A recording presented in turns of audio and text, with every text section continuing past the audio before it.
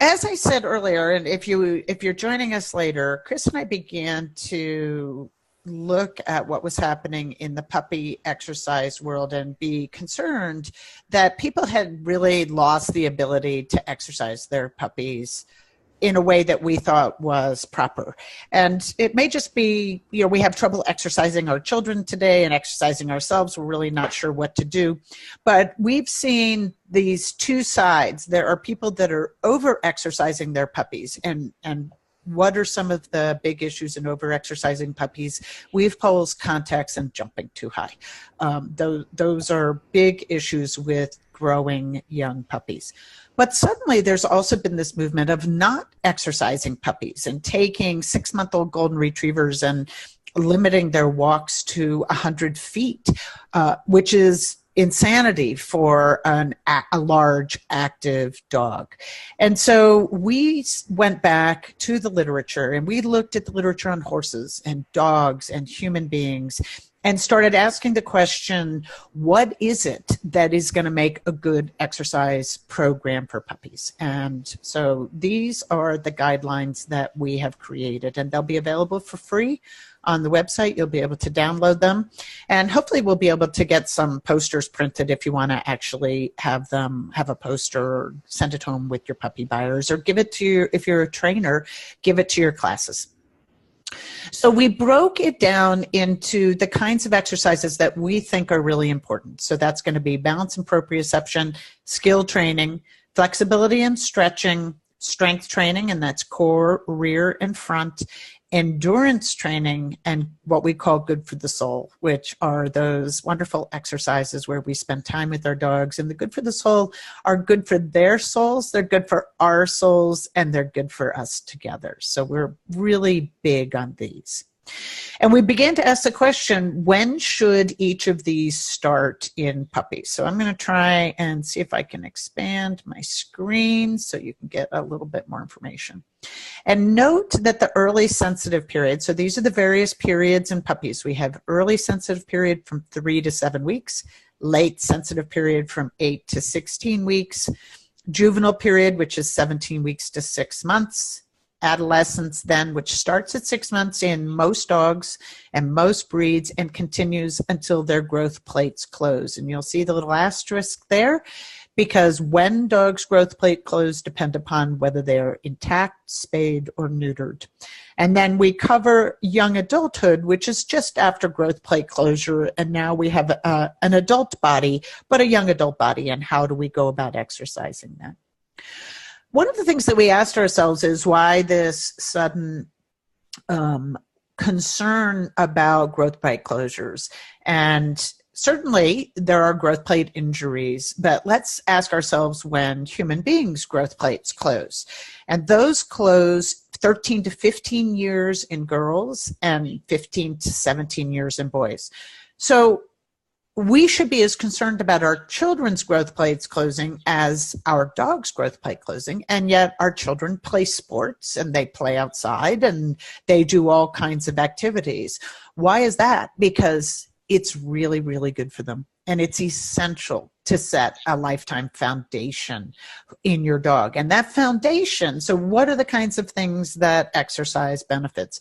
It's going to develop bones, joints, ligaments, everything that goes together to build the body, to build the dog's body and develop its proprioception. So Chris talked about how dogs need to know where their body is in space, and they need to know how to balance. Well, early exercise is what sets the neurological system in play early in the puppy's life, and that starts at 3 weeks of age. By 3 weeks of age, we need to be challenging their balance and proprioception.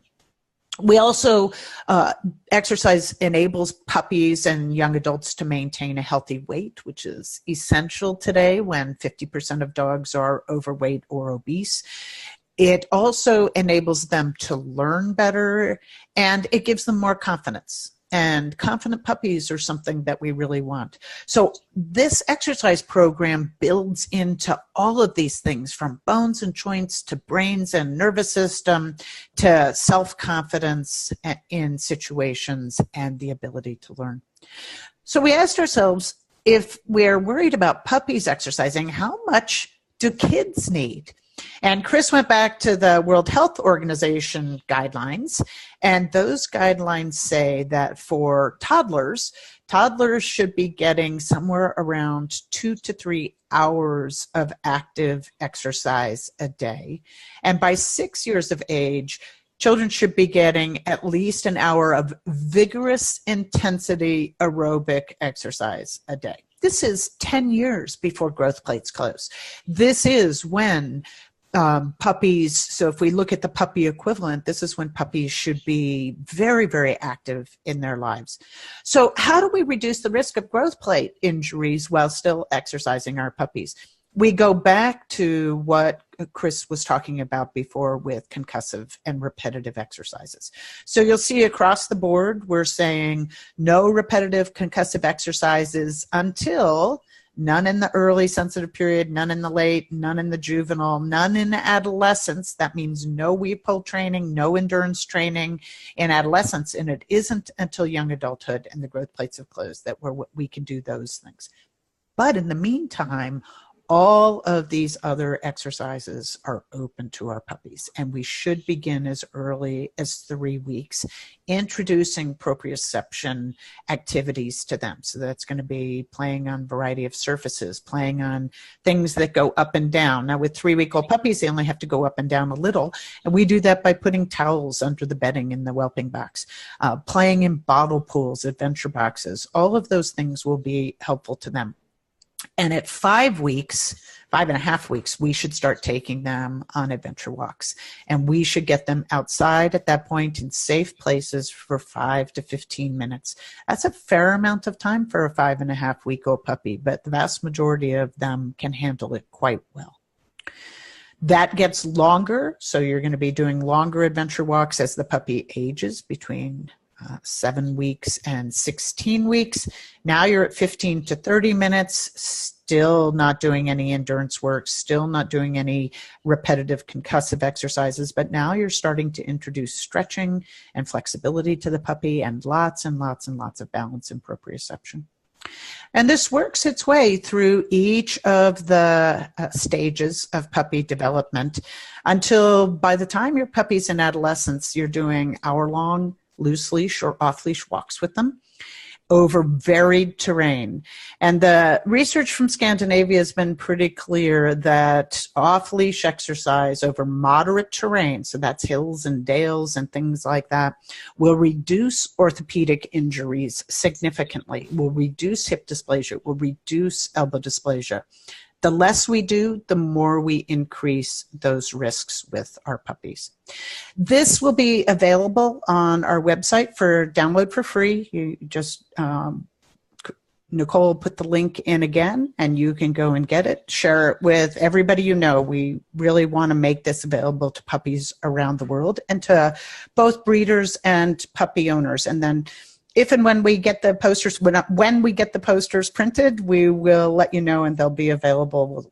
They'll be available for a nominal fee if you want the actual poster to hang on a counter, hang on a cabinet or a refrigerator. I think it's perfect size for a refrigerator.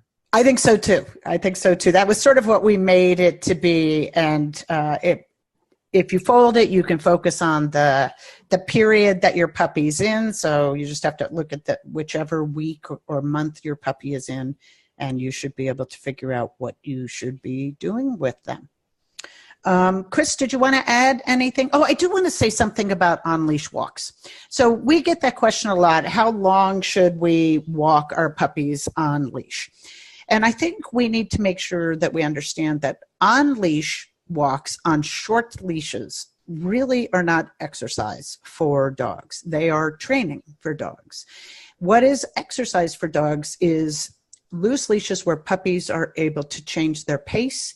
They're able to explore as they want. They're able to run a little, trot a little, stop, flop down. That's a key part of puppy development. And so say you live in a city where you can't take your puppy off leash, and I totally recognize that a lot of people are in that situation. You're going to go looking for places where there's varied footings, there's varied terrain. So your puppy's going to go from the sidewalk, down a curb, cross the street, up the curb, across the grass, onto a gravel pathway. All of those changes are stimulating to the puppy and will benefit the puppy. So you're going to teach polite on-leash walking, where you can have a short leash or short leash, and the puppy will walk with you, and you're going to think of that as training. And then you're going to look for these longer off-leash, loose leash walking experiences for exercise for your puppy.